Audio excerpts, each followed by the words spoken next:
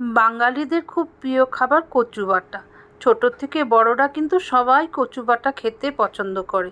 আর কচু থাকলে মনে করব যে না একটু বেটে নিই, নারকেল থাকলে তো কথাই নেই। আমি আজ নারকেল ছাড়া একটা কচু বাটা আপনাদের দেখাবো, না দেখলে বিশ্বাসই করতে পারবেন না।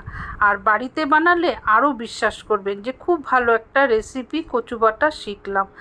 আমিও যখন প্রথমবার এটা বানালাম বিশ্বাস করতে পারিনি যে এত ভালো স্বাদ হবে বা বাড়ির লোকরা এত ভালো খাবে।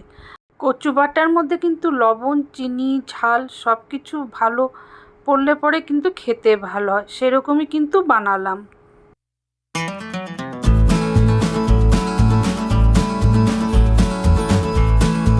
নমস্কার বন্ধুরা, আজকের ভিডিওতে সকল বন্ধুদের জানাই স্বাগত। ভিডিওটি শুরু করার আগে আপনাদের কাছে অনুরোধ রইল একটা লাইক দিয়ে ভিডিওটি দেখা শুরু করুন। ঠাকুমা, দিদিমা সবার কাছে আমরা দেখে এসেছি বা আমরা বাড়িতে সবসময় কচু বাটি নারকেল দিয়ে, সর্ষা দিয়ে, কিন্তু আমি বানাবো আজ কীভাবে, কীরকমভাবে সেটা কিন্তু আপনারা ভিডিওটি দেখুন। বাড়ির মেম্বার হিসাবে শোলা কচু ভালো করে ধুয়ে কেটে নিলাম। কিছুটা দিলাম চীনা বাদাম, আর এর মধ্যে দিলাম আধা চামচ সর্ষে, আর কয়েকটা কাঁচা লঙ্কা, আর কিছুটা রসুন কোয়া। এগুলো সব একসাথে নিয়ে আমি বেটে নিচ্ছি। এদিকে একটা কড়াই বসিয়ে দিলাম, 3 চামচ সর্ষের তেল, 2টো শুকনো লঙ্কা, একটু কালো জিরা ফোড়ন দিলাম। যে বাটাটা আমি বেটে নিয়ে আসলাম সেটা আমি দিয়ে দিলাম, মানে কচুগুলো। এগুলো দিয়ে সামান্য একটু হলুদ দেব, তবে হলুদটা আপনারা নাও দিতে পারেন, আমি সামান্য দিয়েছি। স্বাদ মতো লবণ 1 চামচের মতো, আর দিয়ে দিলাম 2 চামচ চিনি, কারণ কচু বাটার মধ্যে ঝাল, লবণ, মিষ্টি পারফেক্ট থাকা দরকার। এটা দিয়ে কিন্তু এখন অনবরত আমি নাড়িয়ে যাব, আর একদম যেন লাল না হয়, পুড়ে না যায়। গ্যাসের আঁচটা একদম কম রেখে ভালো মতন কিন্তু নাড়িয়ে যাব। তাহলে দেখতে পারলেন তো আজ নারকেল ছাড়া আমি কেমন করে বানালাম এই কচু বাটাটা।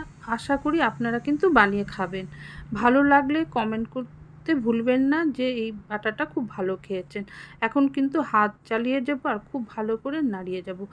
আমাদের বাড়িতে কিন্তু সবাই কচু বাটা খেতে ভালোবাসে, আর এরকমভাবে বানালে তো আরও কথাই নেই। আপনাদের বাড়িতে কারা কারা ভালোবাসেন বা আপনি ভালোবাসেন কিনা কমেন্ট করবেন।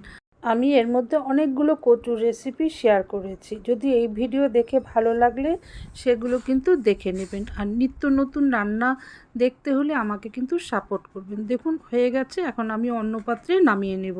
এই কচু বাটা রেসিপি যদি ইউটিউব চ্যানেল থেকে দেখে থাকেন, দেখে যদি ভালো লাগে চ্যানেলটিকে কিন্তু সাবস্ক্রাইব করে দেবেন, তার সাথে বেল বাটন অন করে দেবেন। নতুন কোনো ভিডিও দিলে আপনাদের কাছে নোটিফিকেশন চলে যাবে, তখনই এসে আপনারা নতুন ভিডিও দেখে নতুন রান্না শিখে নিতে পারবেন।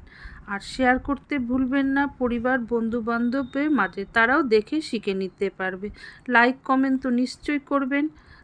আর ফেসবুক পেজ থেকে যদি ভিডিওটি দেখে থাকেন, দেখে যদি ভালো লাগে, ভালো ভালো কিছু রান্না দেখে শিখতে চান, তাহলে কিন্তু পেজটিকে ফলো করে দিবেন, শেয়ার করে দিবেন আপনাদের আত্মীয় পরিবারের মাঝে, তারাও দেখে শিখতে পারে। লাইক কমেন্ট তো নিশ্চয়ই করবেন। আজ তাহলে বিদায় নিচ্ছি, আবার একটা নতুন ভিডিও নিয়ে ঠিক সময় আমি চলে আসব।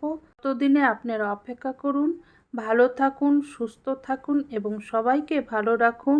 এতক্ষণ যারা আমার ভিডিওটি দেখে এই কচু বাটাটি শিখলো, তাদের জানাই অনেক অনেক ধন্যবাদ।